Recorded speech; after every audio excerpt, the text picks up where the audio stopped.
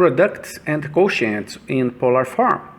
Before working through powers of complex numbers, we need a closer look at the polar form of complex numbers. If necessary, you should refer to this video which covers this topic. Thanks for watching this video and don't forget to like, subscribe to the channel and activate the notifications. It is very important to the continuity of this channel. Let's remember how to multiply and divide complex numbers in standard or Cartesian form. To multiply two complex numbers, z1 and z2, we can use the distributive property. To simplify, we combine the real parts and we combine the imaginary parts. Replace I squared with minus 1. Division of two complex numbers is more complicated than multiplication because we cannot divide by an imaginary number. To divide two complex numbers, we multiply the numerator and denominator by the complex conjugate of the denominator. Apply the distributive property, collect like terms, and simplify.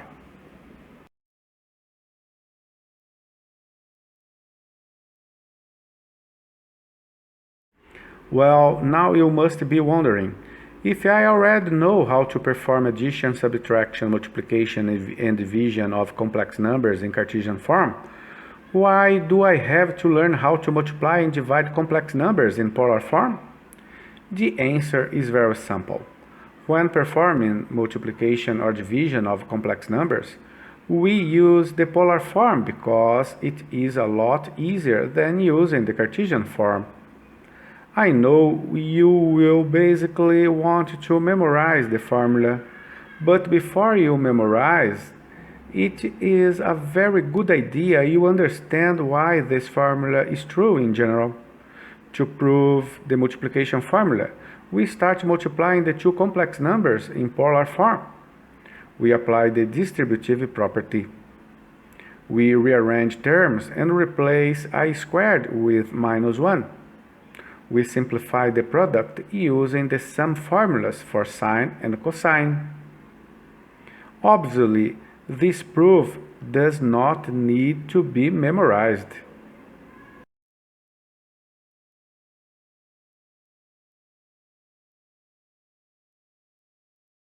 In words, if the two complex numbers z1 and z2 have the polar forms, to multiply two complex numbers, multiply the moduli and add the arguments. To prove the division formula, we start dividing the two complex numbers in polar form. We multiply the numerator and denominator by the complex conjugate of the denominator. We apply the distributive property. Replace I squared with minus 1 and collect like terms. We simplify using the difference formulas for sine and cosine. This proof does not need to be memorized. In words, to divide two complex numbers, divide the moduli and subtract the arguments. Let's see how the formulas work. To multiply z1 and z2, we form the product of the given numbers. We multiply moduli and add arguments. 3 pi divided by 4 plus pi divided by 4 is simply pi.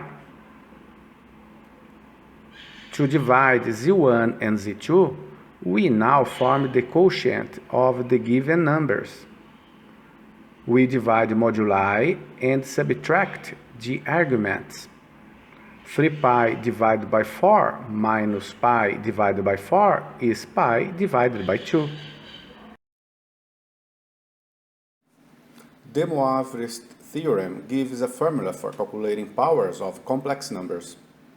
We first will see what happens when we multiply a complex number by itself. We see that by squaring a complex number, the absolute values is squared and the argument is multiplied by 2. We now will see what happens when we multiply z squared by z. We see that z raised to the power of 3 is equal to the absolute value cubed and the argument is multiplied by 3. Let's find z to the power of 4. Do you see a pattern forming? Repeated use of the multiplication formula gives the following useful formula for raising a complex number to a power n for any positive integer n. The formula for the power of a complex number is known as the Moivre's theorem. The Moivre's theorem shows that to raise a complex number to the power of n, the absolute value is raised to the power of n, and the argument is multiplied by n. Let's see how the Moivre's theorem works.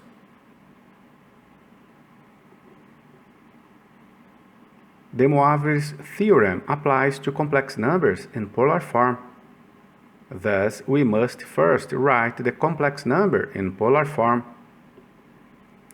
We plot the complex number in the complex plane, which helps us find its argument.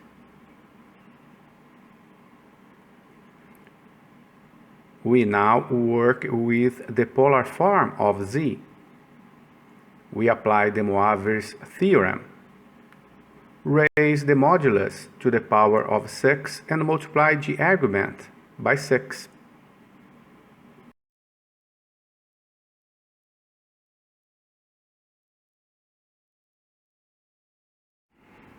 The Moivre's theorem for finding complex roots.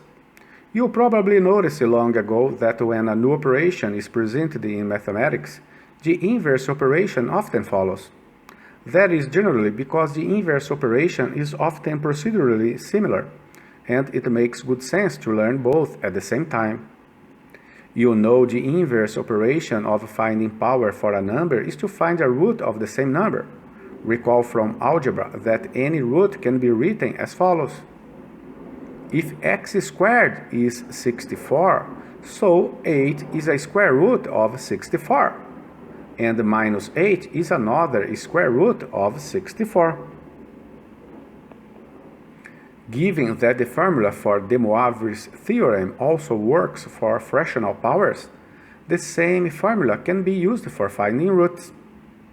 In general, if a complex number satisfies the equation, we say that w is a complex root of z.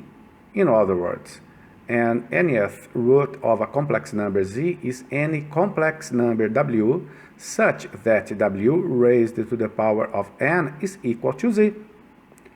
De Moivre's theorem gives us a method for calculating the roots of any complex number. To find the nth roots of z, we apply De Moivre's theorem. But the argument theta of z can be replaced with theta plus 2 pi times k for any integer k.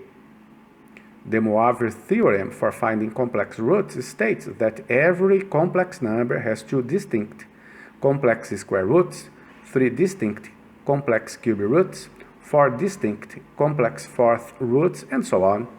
Each root has the same modulus. De Moivre's theorem for finding complex roots can be stated as follows. Let's see how De Moivre's theorem for finding complex roots works. Mathematically, we can write this question as follows.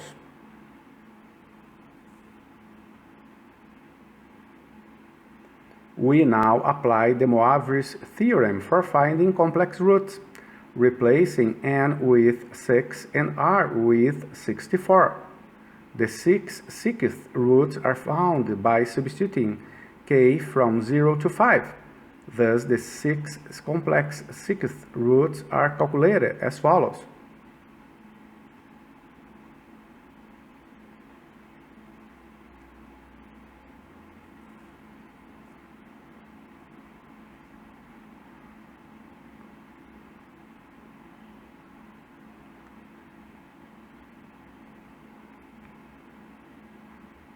All these points lie on a circle of radius 2 as shown in figure. Each root has the same modulus r equals 2, and successive roots have arguments that differ by the same amount 2 pi divided by n, or pi divided by 3 radians. Pay attention.